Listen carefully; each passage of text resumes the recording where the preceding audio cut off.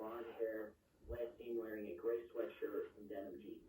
Both Autumn and Evelyn were last seen at 5:30 p.m. on I-81 southbound within the city of Binghamton, traveling towards Pennsylvania. Autumn and Evelyn Collis were reported abducted by Amanda Collis, age 37, white female, 5'7" tall, 220 pounds, brown hair, green eyes. Amanda Collis was to be driving a black 1999 Eagle Talon, Maryland registration 9884Z5. Anyone with information about the abduction should immediately contact the police by calling 911.